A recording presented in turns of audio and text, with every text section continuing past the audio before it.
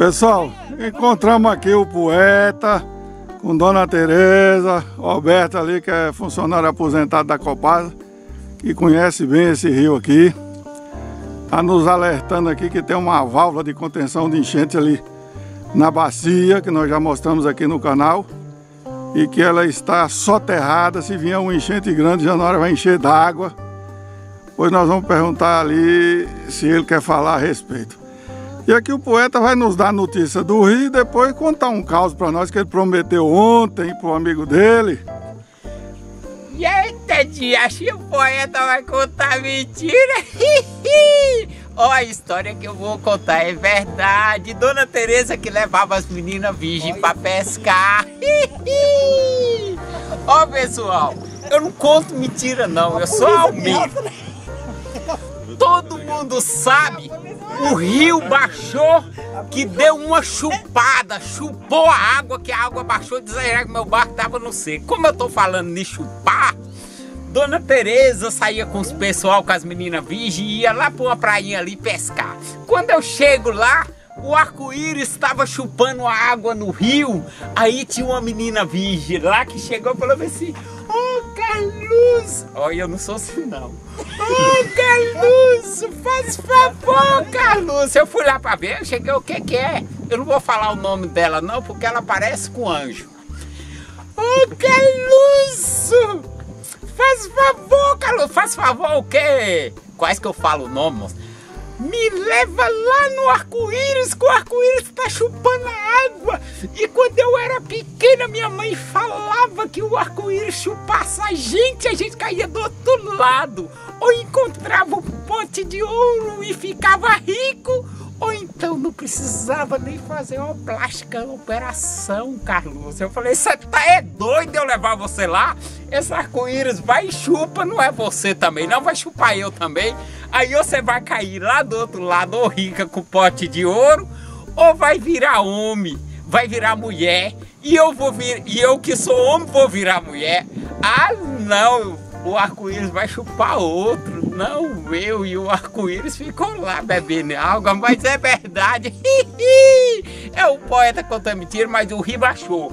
Mas o que eu queria falar foi que eu escrevi hoje, agora na beira do rio. É o pensador. Acreditar nas pessoas é um erro.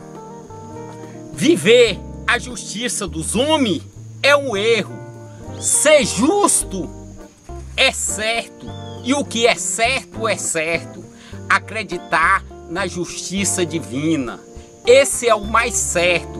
E é errado eu acreditar em tudo e em todos. E acreditar em alguém é dar a oportunidade na vida para esse alguém. Todos nós devemos acreditar em alguém, dando a oportunidade na vida para alguém. Esse é o pensador. Escrevi agora ali na beira do rio. Carlos, o poeta. Alô, poeta! Pessoal, o poeta, muita gente aqui pela beira do rio. Todos nós estamos muito preocupados com essa questão desse coronavírus, dessa pandemia, né? E o nosso canal não é alheio a isso. E por essa razão fomos até o Instituto Federal de Educação do Norte de Minas Gerais, aqui em Januária, procurar conversar com o professor Dr. Luiz Carlos, para que nos diga realmente o que está acontecendo dentro dessa situação de pandemia, né? Há muitas informações desencontradas, o Carlos tem dito isso o tempo todo aqui por trás das câmeras, e ninguém melhor do que o professor Dr. Luiz Carlos aqui hoje na nossa região, uma pessoa aqui da nossa região, sertanejo, aqui da beira do rio, para nos esclarecer a respeito disso. Vocês estão vendo aí imagens do Instituto Federal aqui de Januária. Vamos ali conversar com o professor lá dentro do laboratório de microbiologia, para que ele nos esclareça a respeito disso tudo. Tá bom? Uma pessoa que conhece a nossa região, conhece a nossa gente, as nossas deficiências, as nossas riquezas, tá bom? Eu sei que o vídeo vai ficar um tanto quanto longo, mas vale a pena dar uma olhada aí, viu, moçada? Vai esclarecer, vai acalmar muita gente, tá bom? Vale a pena ouvir quem sabe o que está falando. Pois é, moçada. Como eu disse a vocês, o canal também tem a preocupação social, né? E como nós agora, nesse início de 2020, estamos enfrentando essa pandemia, e eu não sei vocês, mas eu estou um tanto quanto perdido no meio de tanta informação ou desinformação desencontradas. Nós procuramos aqui no Instituto Federal de Educação de Norte de Minas Gerais, aqui em Januária, o professor Luiz Carlos, que como profissional da área, né, que é biólogo, etc., ele vai se apresentar mais detalhadamente na sequência, tem muitas informações a nos dar, informações de pessoas que estão aqui no meio do sertão conosco, que entendem que a nossa realidade é também diferenciada de uma grande metrópole, das grandes selvas de pedra, né, professor? Com certeza. Nós temos nossas particularidades, nossa índole toda ela própria. Então, o canal Sertões Gerais veio até aqui o Instituto Federal de Educação procurar ter essa conversa com o professor Luiz Carlos, para que ele nos diga o que realmente está acontecendo. Professor, desde já, muito obrigado por aceder ao nosso pedido. Eu gostaria inicialmente que o senhor se apresentasse aí para o pessoal do Sertões Gerais. Ok. Bom, primeiramente gostaria de agradecer mais uma vez aí a oportunidade de estar aqui no canal, né? Sou assíduo aí do canal, inscrito, né? Então vamos se inscrever aí que tem muita coisa boa. E estou aqui para poder esclarecer algumas das dúvidas aí mais frequentes sobre essa pandemia, né, do Covid-19. E no que se refere à minha apresentação, né? Eu sou professor aqui do Instituto Federal Norte de Minas Gerais, do campus Januária. Como o Evandro falou, eu sou biólogo e sou microbiologista, uma vez que fiz meu mestrado e doutorado trabalhando com micro-organismos. Então, espero contribuir um pouquinho aqui com essa discussão, inclusive esclarecendo algumas dessas confusões que estão se estabelecendo. Só para chamar a atenção rapidinho aqui, viu, Evandro? Ultimamente nós estamos tendo muitos doutores aí em infectologia, em virologia, formados pelo WhatsApp, pelo Facebook. Em uma semana parece que todo mundo já sabe sobre isso, né? E as coisas não são tão simples assim, não. A gente estuda muito para poder entender essas coisas aí. Exatamente. Isso aí, professor. Professor, primeira coisa, como eu disse, nós estamos aqui no meio, né, de um samba do crioulo doido, em termos de informações para nós leigos sobre essa crise aí. Então eu perguntaria ao senhor, qual a origem dessa pandemia, desse coronavírus, né? E o que há de verdade mesmo dentro dessa crise toda? Olha, primeiro é importante a gente esclarecer o que você perguntou aí. Interessante a pergunta, porque pouca gente às vezes quer saber de como que as coisas começaram. Às vezes sabe por alto, né? Mas não sabe o histórico, né, de como é que as coisas aconteceram. Primeiramente, dizer que o coronavírus não é um tipo específico de vírus, que é esse vírus atualmente que está causando essa pandemia, né? Ele é um grupo de vírus que contém várias espécies de vírus que convivem conosco desde que somos seres humanos. Aliás, estão aí na natureza antes que nós se tornássemos seres humanos. A maioria desses coronavírus, inclusive, se infectam animais selvagens, animais domésticos. Inclusive, a origem desses que estão nos infectando já está mais que comprovado, inclusive esse vírus atual, que a origem dele é de animais, então transmissível para os seres humanos. Então a gente convive com eles há muito tempo na natureza. Não é novidade nenhuma para o nosso sistema de defesa, para o nosso organismo, a convivência com esse grupo de vírus. E no que se refere necessariamente a essa pandemia, o que nós podemos dizer é que especificamente nesse caso, nós tivemos alguns fatores que foram críticos e primordiais para que ela pudesse chegar a esse nível que chegou em termos mundiais. Como eu falei, o coronavírus não é um vírus, esse coronavírus, né, que está causando essa pandemia, não são novidades na natureza. Então, nós já tivemos epidemias, inclusive pandemias causadas por outros coronavírus no mundo. Inclusive em 2002 nós tivemos uma pandemia causada por um coronavírus, depois uma outra pandemia posteriormente. Talvez alguns de vocês já ouviram falar da SARS, né, que é a síndrome respiratória aguda causada por um vírus chamado de SARS-CoV. não é por coincidência que esse vírus atual chama SARS-CoV-2, porque é o mesmo tipo de vírus com uma pequena mutação. Aí você pergunta assim, então por que não se causou uma pandemia tão grande esse vírus? O que fez esse vírus especificamente eclodir agora tão violentamente? Exatamente. Qual foi a diferença? A diferença é que quando a SARS apareceu, ou o vírus da SARS apareceu, principalmente a Organização Mundial da Saúde e os países envolvidos, eles atuaram prontamente, imediatamente, na contenção da epidemia, que esse é o protocolo, né? Que o mundo todo adota, inclusive a OMS, em conter a epidemia para que ela não se espalhasse para outros países. Isso foi feito de forma eficiente. Neste caso, nós tivemos problemas sérios, problemas políticos e técnicos sérios, né? A epidemia começou, todo mundo sabe, né, na província chinesa, lá por meados do mês de novembro do ano passado. Porém, né, como a China é um país muito fechado, todo mundo sabe que lá a população vive sobre uma ditadura, né? Eles inicialmente negligenciaram o potencial efetivo do vírus, esconderam muitas das informações referentes à epidemia, acabaram iludindo de forma talvez precipitada ou equivocada a própria Organização Mundial de Saúde, que acreditou que a situação não era tão grave. Então é bom que a gente saiba, por exemplo, que na primeira semana de janeiro, por exemplo, deste ano, a OMS estava dando declarações públicas elogiando a China, o governo chinês, pelas medidas que tomou em relação à contenção da epidemia, inclusive ratificando a informação chinesa de que não precisaríamos nos preocupar com esse vírus, porque ele sequer era transmissível entre humanos. E a gente está vendo o quanto ele não é transmissível entre humanos. E aí o que aconteceu? A OMS não agiu prontamente, imediatamente como deveria, e acabou que perdeu-se o controle da epidemia, o que virou uma pandemia. Nossa Senhora. Né?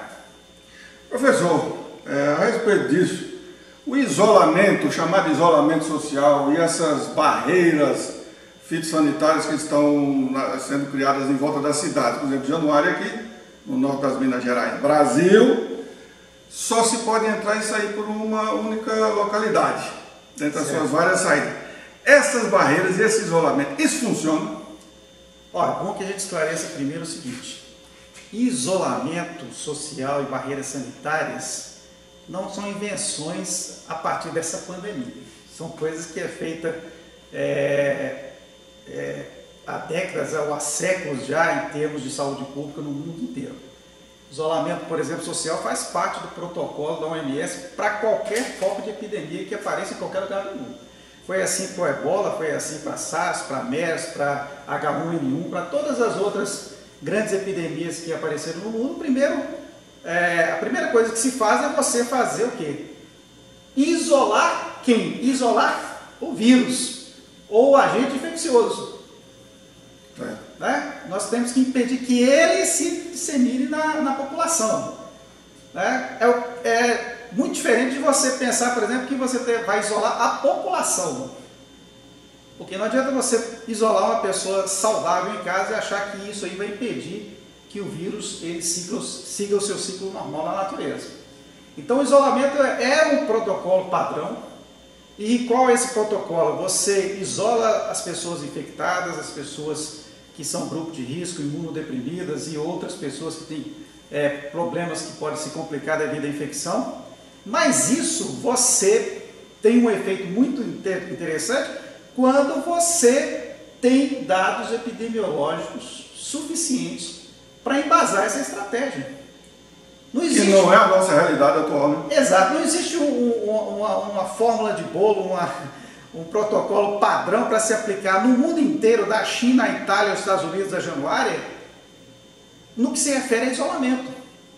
Né? Ou seja, não se compara, por exemplo, você querer dizer que a pandemia que está acontecendo, vamos supor, na região da Lombardia, na Itália, super povoada, né, com dezenas de pessoas vivendo por metro quadrado, numa condição climática totalmente diferente, numa condição demográfica totalmente diferente, e achar que o que vai ser aplicado lá necessariamente vai ter o mesmo efeito em qualquer outra região do planeta. São habitats diferentes. Então, para você embasar qualquer medida de isolamento, você tem que ter dados epidemiológicos. O que é dados epidemiológicos? Eu tenho que saber se eu tenho pessoas infectadas, quantas essas pessoas estão infectadas e o que eu faço com esses dados, ou seja, justifica-se tomar que medidas a partir desses dados. Um caso justifica eu isolar a população dentro de casa? Talvez não, mas e se 100 mil, quantos? Mas eu preciso dos dados. Aí entra pegando aí o gancho para a barreira sanitária. O que é uma barreira sanitária? É você impedir a circulação do agente infeccioso. Como você impede? Impedindo que as pessoas que estejam infectadas circulem. Mas para isso você tem que identificar quem são as pessoas infectadas. Fazer uma barreira sanitária onde você não faça um teste para saber se a pessoa está infectada, ou sequer medir a temperatura dessa pessoa com um termômetro digital, por exemplo, ou infravermelho, para não tocar as pessoas, vai resolver que problema para nós? Se nós não sabemos quem está transitando, entrando e saindo das cidades. Então a barreira funciona quando você identifica, como está acontecendo no Japão, na Coreia, nos Estados Unidos, na Alemanha, justifica-se quando você identifica a pessoa infectada e aí você toma providências para isolar essa pessoa. Ela não circula, né? Ela não circula mais, até que o vírus seja eliminado do corpo dela. Perfeito. Professor, bem, logicamente, tudo dentro dessa temática, as máscaras, álcool gel, etc., isso funciona? Olha, é uma pergunta interessante, porque a gente precisa acalmar um pouco mais a população, porque senão daqui a pouco a população, todo mundo agora vai virar enfermeiro, médico, né, e vai sair na rua de jaleco, de avental, de touca, de máscara e com um barril de álcool nas costas, né? Claro que não exagerando, né, na questão, mas neste momento o que está sendo, né, orientado para a população em termos de cuidados, de precauções para evitar essa infecção, não é nada mais do que se faz para todas as infecções, principalmente causadas por vírus respiratórios. Essas precauções de lavar as mãos, de higienizar as mãos o tempo inteiro, elas servem inclusive para você não ter gripe, não ter resfriado, não ter problemas com influenza, que é outro vírus respiratório, que inclusive mata milhares de pessoas no Brasil todo ano. No mundo inteiro, na gripe comum. No mundo inteiro, a gripe comum, são 500 mil mortes por gripe comum no mundo. Todo ano. Todo ano, tá? E esses cuidados servem para evitar a contaminação por esses outros vírus, por bactérias, por fungos, por outros micro-organismos. Então, é algo que deveria fazer parte da nossa rotina diária, do nosso dia a dia, tá? Agora, o uso de máscara é só no caso de que você realmente tenha receio de estar em ambientes ou estar em locais que tenham pessoas infectadas ou que correm risco de se infectar. Não justifica uma pessoa entrar no seu carro, fechar os vidros e circular pelas ruas de máscara. Pessoal, esse vírus aí que causa Covid-19 não é transmissível pelo ar, tá? Ah, mas e as gotículas que as pessoas espirram, tossem? Essas gotículas não são o ar que nós respiramos. Elas não ficam aí no ar permanentemente o tempo inteiro, elas vão ficar ali alguns minutos e vão desaparecer, vão se depositar e não tem mais vírus no ar. Então, nós não podemos ter medo de respirar o ar que tem por aí, achando que o vírus está no ar, ele não sobrevive. Aliás, nenhum organismo vivo sobrevive num ambiente como o ar. Não tem nada para que ele possa sobreviver lá. Tá vendo aí, pessoal? Isso é diametralmente contrário, oposto ao que estamos vendo na mídia.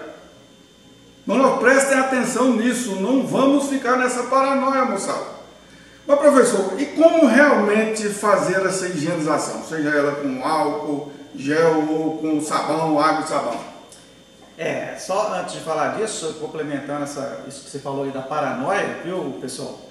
É bom que a gente sempre fale, além do número de mortes, de infectados, é bom que a gente sempre fale do comportamento desse vírus, que, como nós falamos, é diferente de outros.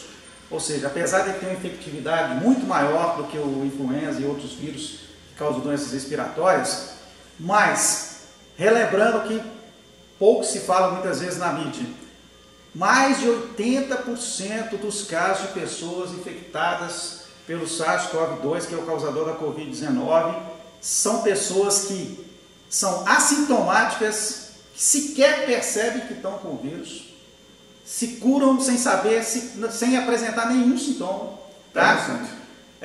Dos mais ou menos 15% restantes, mais de 10% apresentam sintomas leves da doença, tá? E os 5% restante aí, você vai ter o quê? Pessoas que têm um comprometimento maior, e aí você pega aí uns 3% que vão precisar, por exemplo, de uma internação e de um cuidado maior numa unidade hospitalar, e menos de 2% acaba indo para uma unidade de terapia intensiva, necessitando de respiradores e outros suportes de vida. Então, não é algo que vai exterminar a humanidade, porque senão nós já estaríamos exterminados por todos os outros micro-organismos que estão convivendo conosco. Né? Se pegarmos bactérias e vírus que causam pneumonias e gripes aí o tempo inteiro. Mas aí, voltando à questão da higienização, devemos frisar o seguinte: a melhor forma, depois nós vamos mostrar aí, você vai filmar aí, a melhor forma de higienizar as mãos para qualquer tipo de micro-organismo que infecta as nossas mãos, que é a maior forma de transmissão de micro-organismos que existe, porque nas mãos a gente toca em tudo, pega em tudo, então a gente se contamina as pessoas, contamina a superfície. Nós somos seres extremamente tácteis, né? Exatamente. A melhor maneira é o tradicional água e sabão, pessoal. Tá? O sabão não só pode matar o vírus, causando prejuízos lá na sua proteção lipoproteica lá da sua cápsula, mas remove eles da sua pele na hora que você está lavando.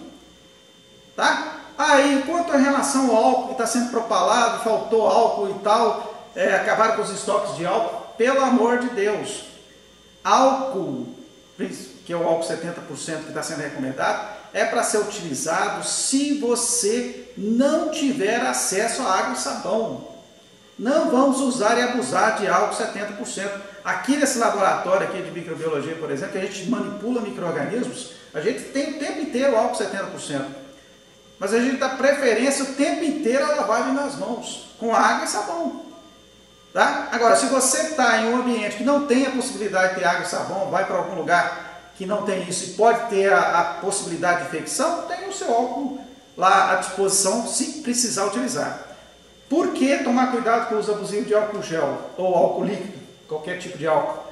Porque é um produto extremamente perigoso para a pele, porque ele remove justamente a proteção natural que sua pele dá aos vírus. Né? Inclusive pode causar doenças de pele, causar dermatites, e uma pele sadia, ela é impenetrável aos vírus, mas uma pele lesionada é porta de entrada para vírus. Qualquer vírus. Qualquer vírus, bactéria, fungo, aí você vai morrer de outras coisas. Até de tétano. Exatamente. Professor, pessoal, vocês estão vendo aí que realmente as coisas começaram a se aclarar, porque eu realmente não sabia nada disso. É forçoso a gente reconhecer que a grande mídia, com honrosas exceções, não está cumprindo o seu papel, né, seriamente. Nós estamos vendo isso aí, claramente. Professor, toda a pandemia, toda a crise, ela gera receios das mais variadas nuances.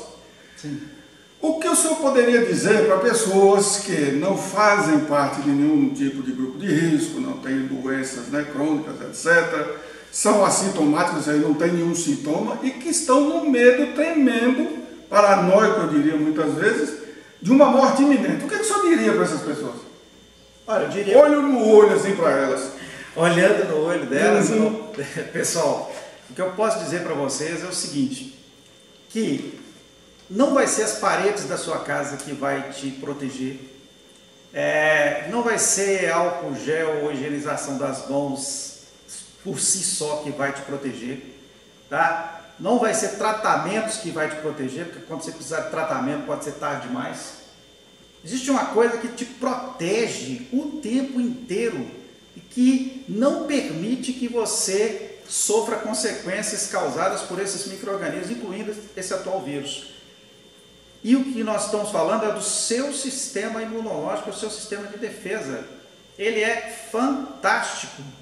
Ele é preparado para lidar contra qualquer ameaça que exista no mundo hoje e que ainda nem existe. Se inventar qualquer coisa, o nosso sistema de defesa está preparado para isso. Tá? Então, você tem que confiar que se o seu sistema de defesa não funcionar ou falhar, não vão ser as outras medidas que estão sendo propaladas aí que vão te proteger. Então, o que nós temos que fazer? É cuidar do nosso sistema de defesa. Como é que se cuida do sistema de defesa? Tomando as precauções para fortalecer o sistema de defesa. E como é que se fortalece o sistema de defesa? Primeiro, cuidando da alimentação, que é fundamental. O sistema de defesa, assim como qualquer sistema, órgão do seu corpo, ele precisa de nutrientes, ele precisa se alimentar. Então, uma pessoa bem alimentada, com alimentos mais saudáveis, como frutas, legumes, verduras, por exemplo, é uma pessoa que está mais preparada para lidar com infecções.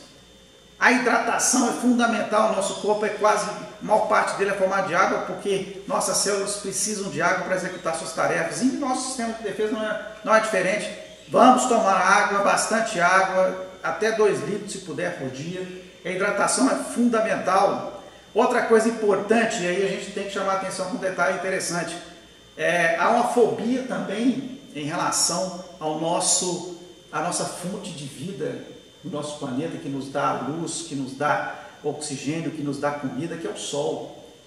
Ultimamente as pessoas fogem do sol porque estão sendo amedrontadas de que o sol pode prejudicá-las. É claro que a exposição excessiva ao sol, dependendo da pessoa, pode ser prejudicial, mas o sol é que garante parte da força do seu sistema de defesa. A vitamina D, né? Porque ele ativa um dos componentes mais importantes para a regulação do sistema de defesa, que é a vitamina D. Né? Um hormônio que nós produzimos, mas que só é ativado a partir da exposição ou da irradiação da luminosidade solar. Então, nós precisamos do sol e precisamos dessa vitamina D. O descanso é fundamental, a pessoa descansar para que o sistema de defesa possa se recuperar e prontamente te defender, isso é fundamental. E aí entra a questão também dos exercícios físicos. Exercício físico ajuda? Ajuda a fortalecer o sistema de defesa, em baixa e média intensidade. O equilíbrio, né, gente? O equilíbrio, porque se o excesso de exercício físico, você acaba direcionando energia, alimento e tudo para o exercício, o sistema de defesa fica deficitário. E um outro fator para finalizar essa questão do sistema de defesa, fundamental, é a saúde psicológica. Como o Evandro falou aí, da questão do pânico do que nós estamos vivendo, paranoia. Isso não ajuda em nada, porque o sistema de defesa ele também é regulado pela sua atividade emocional. Então eu gostaria de dizer que saúde não é apenas você estar não infectado, não estou infectado, estou saudável. Não, você pode não ter infecção nenhuma e estar com dezenas ou milhares de problemas de saúde. Saúde também é você não estar, você estar com a sua situação emocional, a sua situação psicológica também, promover qualidade de vida para você. Então, estar saudável não é apenas não estar contaminado por algum micro-organismo. Exatamente. Mensano em corpore sano, né? Dizia o filósofo. Professor, o senhor, além de um biólogo, um profissional dessa área, o senhor é um cidadão. E sei que o senhor tem contatos nesse país, no exterior, com N grupos de pessoas com bom senso crítico, pessoas que realmente são formadores de opinião, inclusive. Na sua opinião, professor, está havendo politização dessa pandemia, dessa crise aqui no Brasil? Vamos nos restringir ao Brasil? Se nós pegarmos o fato de que, como eu falei no começo, né, todo mundo agora dá palpite sobre infecções viróticas e pandemias, de certa forma sim, porque o que está acontecendo hoje no nosso país? Nós estamos vivendo uma epidemia causada por vírus respiratório. Ela vai se comportar como qualquer outra epidemia se comporta em qualquer lugar do mundo. Ou seja, pessoas vão ser infectadas, o vírus vai ser transmitido, né, para outras pessoas e ele vai completar o seu ciclo na população. Pessoas vão morrer? Vão morrer porque nós estamos vivendo epidemia, com milhares de pessoas, inclusive no Brasil, de dengue, de chikungunya, de zika, de febre amarela e de outras doenças viróticas. Então, nós vamos chegar ao momento que a maior parte da população já se infectou, já se imunizou e não é mais um transmissor do vírus. E aí nós vamos começar a ter um equilíbrio nessa relação nossa com o vírus. O que nós não podemos achar é que simplesmente nós podemos fugir do vírus. Nós podemos tratar os doentes. Graças a Deus está ocorrendo um esforço mundial com milhares de tratamentos sendo testados e muitos com sucesso, salvando milhares de vidas. Isso é maravilhoso, né? Com a nossa experiência que nós já temos. Centenas de milhares, né? Que é coisa que devia ser noticiada sempre, né? Porque às vezes uma cidade tem um caso de Covid-19, um caso detectado, é um pânico geral, né? Pessoas vão morrer, podem morrer aqui em Januária. Né? Januária não está isento de ter casos ou de ter pessoas que vão morrer. Então o que acontece? Não vamos ter, essa epidemia não vai passar enquanto que o vírus não cumprir o seu ciclo. Porque, professor, mas e vacina? Pessoal, não tem vacina hoje, não é porque a ciência não está preparada para produzir vacina. Vacina é algo preventivo. Você faz para prevenir-se contra uma determinada infecção. Eu não posso produzir uma vacina contra algo que não existe. Este coronavírus não existia na natureza. Por isso não temos vacina contra ele. Porque nós não podemos produzir algo contra o que não existe. E para produzir uma vacina, obviamente nós temos que conhecer quem é esse nosso inimigo para produzir uma arma sob medida para poder destruí-lo. E também nesse caso sou muito mais otimista do que a maioria das pessoas e acho que em muito menos do que 1 ano e meio e 1 ano nós já teremos vacinas eficazes, mesmo porque, como eu falei no começo, um dado interessante, o coronavírus atual é o mesmo tipo de vírus que causou a SARS, que é essa síndrome aguda respiratória. É o mesmo tipo de vírus. Para fazer uma vacina hoje, e nós já temos vacina contra ele. Então é uma questão de adaptar essa vacina para essa nova mutação e em breve nós teremos, com certeza, uma vacina 100% eficaz. Mas até lá, praticamente o mundo inteiro já se livrou ou equilibrou essa pandemia. Só um dado interessante, né? A Alemanha, semana que vem, já vai abrir o comércio, em primeira semana de maio já volta às aulas, porque já se estabilizou. Aqui nós estamos meio que adiando essa estabilização. E aí, respondendo a sua pergunta da questão política, agora não é hora de nós discutirmos quem está certo, quem está errado, que político que está certo, que político que está errado. Agora é a hora de salvarmos vidas. Concordo. Agora é a hora de tomarmos todas as medidas que preservam o maior número de vidas possíveis. Mas preservar vidas não é simplesmente evitar que as pessoas morram de infecção. Existem muitos outros tipos de morte por aí. Né? Existe morte por fome, existe morte por depressão, existe morte por um monte de coisas que podem ser geradas não por infecções, mas que podem ser ocasionadas por medidas muitas vezes precipitadas e que estão sendo tomadas, que podem gerar problemas e consequências sociais e econômicas, às vezes muito maior do que isso. Inclusive, a pobreza da população, o empobrecimento da população tem consequências sanitárias terríveis, porque aí vem, nós falamos da alimentação, nós falamos dos cuidados de higiene. Quem vai lavar as mãos com água e sabão se não está tendo água em casa, se não pode comprar o sabão, muito menos álcool em gel? As pessoas precisam de renda, as pessoas precisam de emprego, até para se cuidarem. Tá? Então, com certeza, sempre tem aqueles adeptos ao quanto pior, melhor. Né?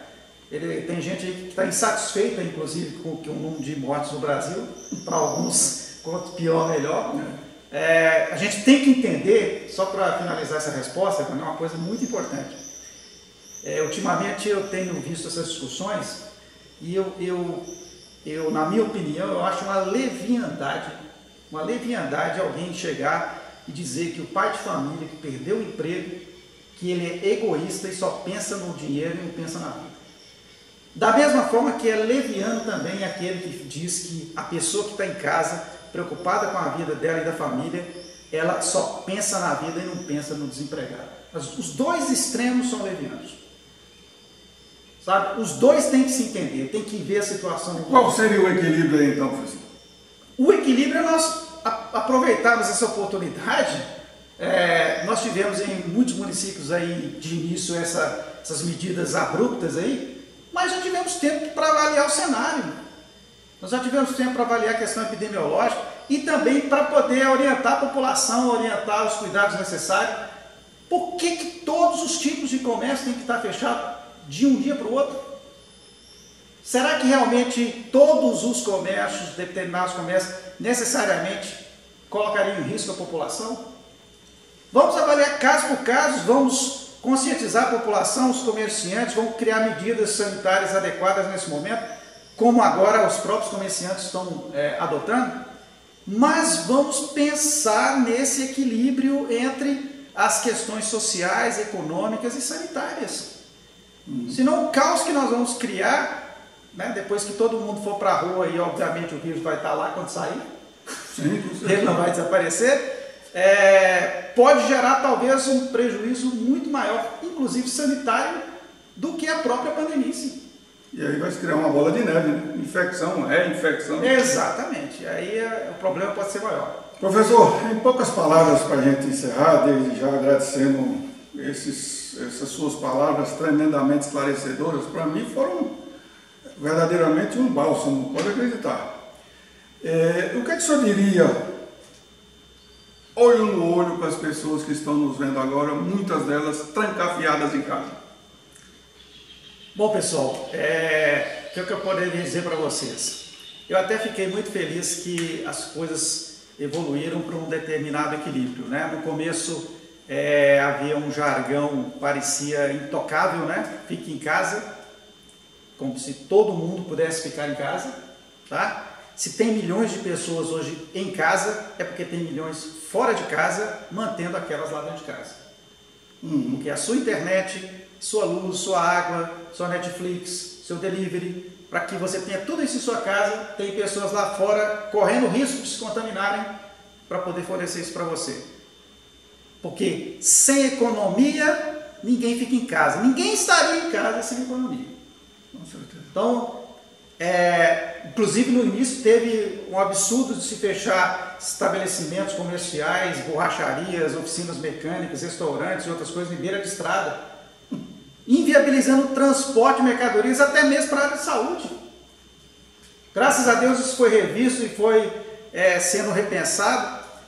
Então esse equilíbrio é fundamental. Agora já melhorou bastante, agora a frase melhorou um pouco, né? Fique em casa se você puder.